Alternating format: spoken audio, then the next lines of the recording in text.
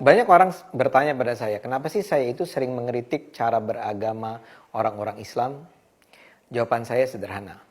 Alasan utama saya mengkritik orang-orang Islam adalah karena saya tidak ingin umat Islam terus terbelakang, tertinggal, terpuruk.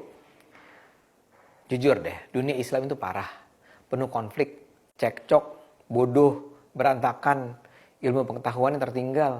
Teknologinya bergantung pada barat, miskin, tidak menghargai HAM, dan seterusnya. Pokoknya parah.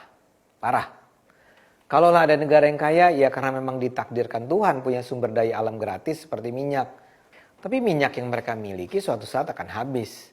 Dan mereka akan kembali mengulang cerita serupa dengan negara-negara Islam lainnya. Tertinggal. Bagi saya, umat Islam terbelakang. Dan keterbelakangan umat Islam itu terjadi karena menurut saya, kesalahan cara berpikir banyak orang Islam. Apa itu? Kalau Anda tanya pada saya. Jawaban saya adalah karena banyak orang Islam beragama tanpa menggunakan akal. Banyak orang Islam beragama dengan pikiran tertutup, beragama dengan cara yang anti keberagaman dan keterbukaan.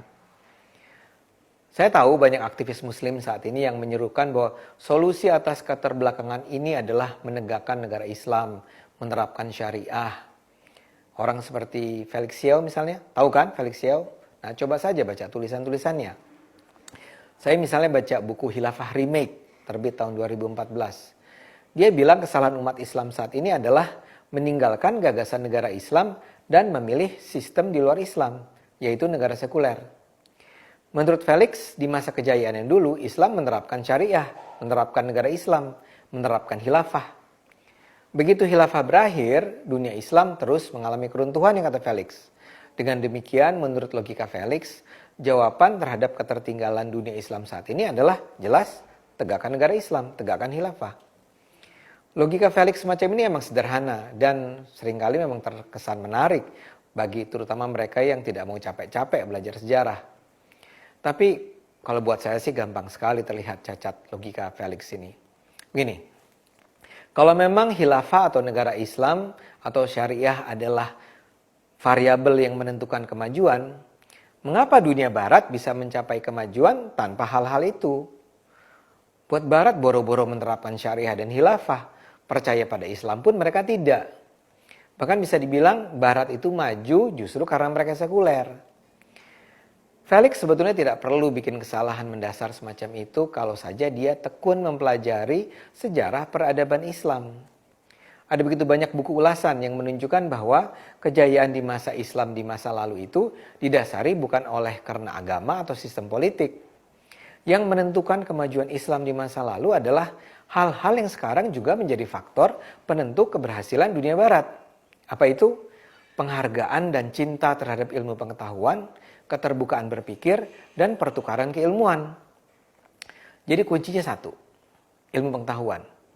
Kemajuan peradaban barat terjadi sejak zaman yang disebut pencerahan atau Renaissance, yang meruntuhkan kebekuan berpikir di masa kegelapan. Eropa pernah punya masa kegelapan. Dan di masa kegelapan itu istana dan gereja itu melarang juga orang berpikir bebas. Ingat cerita Galileo Galilei? Kalau belum tahu ceritanya, browse deh, cari ceritanya. Galileo itu dihukum harus hidup dalam pengucilan karena menyatakan bahwa bumi mengelilingi matahari, bukan matahari yang mengelilingi bumi. Kalau sekarang kita semua tahu itu benar, tapi di masa lalu itu ditolak oleh istana, oleh gereja. Di masa kegelapan barat itu orang tidak boleh melawan apa yang ditetapkan penguasa, kerajaan, dan gereja. Akibatnya Eropa terbelakang. Eropa kemudian berubah. Ketika berubah, agama tidak dihabisi, tapi cara beragamanya yang diubah. Kebenaran ilmu pengetahuan tidak lagi ditentukan oleh pemuka agama, bukan oleh pendeta, tapi oleh saintis. Kebenaran ilmu pengetahuan ditentukan oleh proses pencarian kebenaran yang dilakukan secara bertanggung jawab oleh para ilmuwan. Maka ketika masyarakat tercerahkan, maka masyarakat pun dengan bernafsu mengejar ilmu pengetahuan. Penguasaan ilmu pengetahuan inilah yang melahirkan berbagai revolusi sains dan kemudian lahirnya revolusi industri. Dan ini pada akhirnya, pada gilirannya berdampak pada kemajuan ekonomi. Pengalaman Islam sebenarnya memberi pelajaran serupa. Islam dulu pernah punya masa jaya. Dan Islam di masa jaya itu tumbuh pesat karena para pemuka Islam di masa perkembangan yang jaya itu sangat menghormati keterbukaan dan pengetahuan. Islam itu ingat tumbuh semula di Arab yang tertinggal secara peradaban di masa itu. Orang-orang muslim pertama-tama itu adalah kaum yang hidup dalam budaya padang pasir yang keras, penuh konflik, tidak berorientasi pada sains, bahkan buta huruf. Syukurlah para penguasa Islam kemudian di masa itu belajar bahwa untuk membangun peradaban diperlukan orang-orang pintar dan keterbukaan terhadap ilmu pengetahuan.